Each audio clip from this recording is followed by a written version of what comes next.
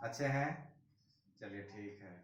Lockdown की इस स्थिति में भी हम लोग अपनी पढ़ाई को जारी रखेंगे और आज हम लोग पढ़ने जा रहे हैं कक्षा 6 विषय इतिहास चैप्टर 1 कब क्या कहाँ और कैसे। तो बच्चों आप ये बताइए कि हमें इतिहास क्यों पढ़नी चाहिए। क्या आपने कभी इस विषय पर सोचने की कोशिश की है? क्या आप यह जानने की कोशिश किए कि हमें इतिहास क्यों पढ़नी चाहिए? जो कहानी बीत गई, अब उसका वर्तमान से क्या लेना देना। तो आइए आज हम इस विषय के महत्व के बारे में भी जानें कि हमें इतिहास क्यों पढ़नी चाहिए। चलिए एक छोटा सा गतिविधि करते हैं और आज आप लोग इस कक्षा के बाद अपने घरों में अपने माता पिता दादा दादी अभिभावक बुजुर्ग आदि से कुछ विषयों पर बातचीत करेंगे और अपनी समझ को बनाने का प्रयास करेंगे। आप इस तरह से एक चार्ट बना लें, कॉपी में बना लें, चार्ट पेपर में बना लें, जहां आपको सुविधा लगे। इसके लिए कुछ बहुत ज्यादा जरूरत आपको नहीं है, सिर्फ सहयोग की आवश्यकता है। इसमें 3 जिक्र हैं। एक है आपके अपने बारे में, आपके अपने अतीत के बारे में, अपने माता पिता के बारे में और अपने दादा दादी के बारे में। पता क्या करना है आपको? आपका जन्म तिथि क्या है, आप किस स्थान पर पैदा हुए अर्थात जन्म स्थान आपका क्या है, आप कितना पढ़े हैं, यानी अभी 6 क्लास में तो आप तो 6 क्लास में ही पढ़ रहे हैं, लेकिन आपकी शिक्षा की क्या व्यवस्था, आप कैसे स्कूल जाते हैं, आपके माता पिता कैसे स्कूल जाते थे, आपके दादा दादी के समय में पढ़ने की क्या व्यवस्था थी, वो कितने शिक्षित हैं, वो कितना पढ़ पाए, अगर पढ़े तो कैसे पढ़े, नहीं पढ़ पाए तो क्यों नहीं पढ़ पाए, क्या कारण था। इन सब चीजों को जरा कुरी दिए उनसे बातें करके। आप पहनावा पर उनसे बात करें, अपने माता पिता से बात करें, अपने दादा दादी से बात करें कि वो क्या पहनावा, उनका पहनावा कैसा था, वो क्या पहनते थे, आप क्या पहनते हैं, आज के परिस्थिति में आप लोगों को कैसा पहना हुआ देखते हैं, उस समय के लोग क्या पहनते थे, कहाँ से लाते थे, क्या पहनने के लिए कौन कौन से वस्त्र उपलब्ध थे, आज आपके पास कितने सारे ऑप्शन हैं, आप कौन कौन सा वस्त्र पहनते हैं। खेती, बहुत से हमारे देश में, चूंकि हमारा देश कृषि प्रधान देश है, अधिकांश अभिभावक यहाँ हमारे खेती किसानी से जुड़े हुए हैं, तो वो खेती कैसे करते थे, आपके समय में कैसा होता है, इसका एक चार्ट बना लें। आपके समय में कैसा होता है, माता पिता के समय में कैसा खेती होता था और दादा दादी के समय में कैसा खेती होता था, खेती करने में वो कौन कौन से उपकरण उपयोग में लाते थे, क्या अभी के समान ट्रैक्टर आदि की उपलब्धता उस समय भी थी। ये सब बातें आप अपने माता पिता और दादा दादी से बात करें। कारोबार, लोग व्यापार क्या करते थे, क्या क्या कैसे कैसे व्यापार करते थे, किन किन चीजों को सामान दुकानों से लाते थे, दुकानों में कौन कौन सी चीज खरीदी जाती थी, बेची जाती थी, कैसे खरीदते थे, खरीदने का साधन क्या था, क्या सामान के बदले सामान लेते थे या पैसा था, पैसा के बदले सामान लेते थे। तो इन सब चीजों को जानने का प्रयास आप इस अध्याय को पढ़ने के लिए, इतनी गतिविधियां अगर आप अपने माता पिता दादा दादी और गांव घर में जो उपलब्ध बुजुर्ग हैं उनसे बात करके आप इस चार्ट को तैयार कर लें, तो आपको यह सहज हो जाएगा, आपके लिए सुबोध हो जाएगा और आप आसानी से इतिहास के बारे में जान पाएंगे, इसके महत्ता को समझ पाएंगे और इसे क्यों पढ़नी चाहिए यह भी आप समझ पाएंगे।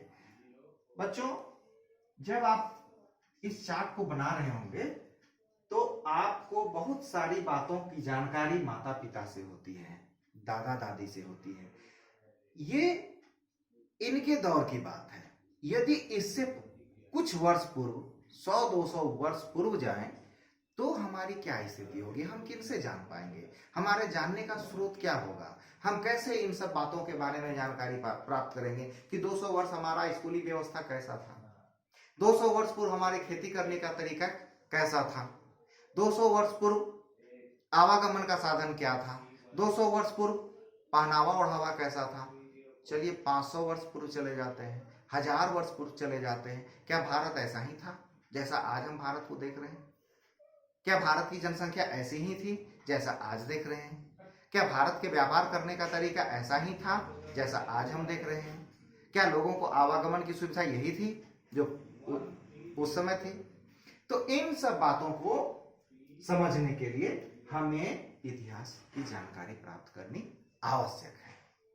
और जब हम 500 वर्ष 1000 वर्ष पूर्व की बात करते हैं तो वहां हमें आवश्यकता पड़ती है साक्ष्य की, क्योंकि किसी भी बात को पुष्ट करने के लिए हमें कोई ना कोई साक्ष्य ढूंढना होगा, किसी न किसी साक्ष्य पर हमें आधारित रहना होगा जो यह बतलाए कि उस समय क्या होता था, उस समय कैसी व्यवस्था थी, उस समय हमारा भारत कैसा था।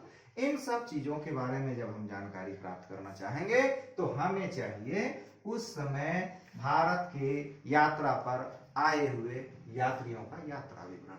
अब आप बोलेंगे कि यात्री कौन थे? यात्री कैसे यात्री थे?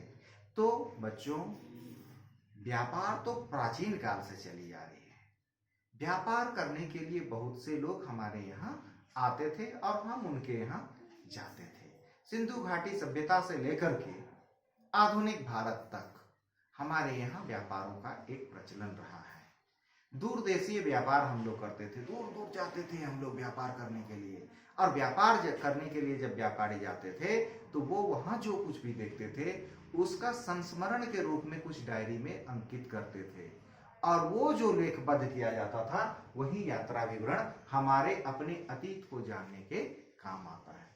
उस समय चूंकि हमारी यह प्रजातांत्रिक व्यवस्था नहीं थी, राजा महाराजाओं की व्यवस्था थी। राजा महाराजा अपने विजयों का उल्लेख करते थे, उस विजयों का उल्लेख करने के लिए, अपने कार्यों का उल्लेख करने के लिए अपने यहाँ लेखक रखते थे।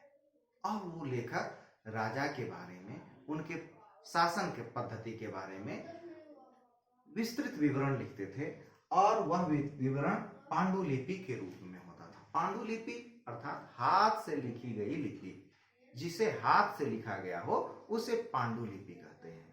तो उस समय का हाथ से, अब लोग लिखते क्या थे? आज तो आप पेपर पर लिख लेते हैं, बहुत से तो कंप्यूटर, टैबलेट, लैपटॉप इत्यादि पर लिखते हैं, लेकिन ये आज लिखते हैं। आज से पहले, बहुत समय पहले हम लोग कागज में लिखते थे। उससे भी पहले जिस समय की बात हो रही है उस समय लोग ताड़ वृक्ष के पत्ते पर लिखते थे। ताड़ पत्र का उपयोग किया जाता था, ताम्र पत्र का उपयोग किया जाता था, जिस पर ये विवरण लिखे जाते थे और वो हाथ से लिखे जाते थे। बहुत से स्थानों की खुदाई हुई। खुदाई आप जानते हैं, कृषि कार्य के लिए, भवन निर्माण के लिए, उद्योग के लिए, रेल की पटरी बिछाने के लिए, बहुत से कार्यों के लिए हमें खुदाई करनी पड़ती है। और खुदाई करने के क्रम में हमें बहुत से ऐसे साक्ष्य मिलते हैं जिन साक्ष्यों के आधार पर हम अपने प्राचीन काल को जान पाते हैं, अपने इतिहास को समझ पाते हैं। इसके अतिरिक्त बहुत सारे अभिलेख भी हमें मिलते हैं, जिन अभिलेखों के आधार पर हम अपने अतीत को जान पाते हैं। बच्चों, इतिहास में सबसे महत्वपूर्ण क्या होता है? तिथि। इन तिथियों के बगैर हम अपने इतिहास को क्रमबद्ध ढंग से नहीं जान पाते हैं। इसलिए इतिहास को हम अमूमन 2 कालखंडों में विभाजित करते हैं। पहला कालखंड जिसे बीसी कहा जाता है, अर्थात बिफोर क्राइस्ट, ईसा मसीह के जन्म के पूर्व को बीसी कहा जाता है, और ईसा मसीह के जन्म के समय के काल के उपरांत को एडी कहा जाता है, यानी एब डोमिनी। इन 2 कालखंडों के आधार पर हम अपने इतिहास को जानते हैं और इतिहास का क्रमबद्ध अध्ययन करते हैं और अपने अतीत के बारे में संपूर्ण जानकारी प्राप्त कर अपने वर्तमान को व्यवस्थित करते हैं। धन्यवाद। कट गया लगता है।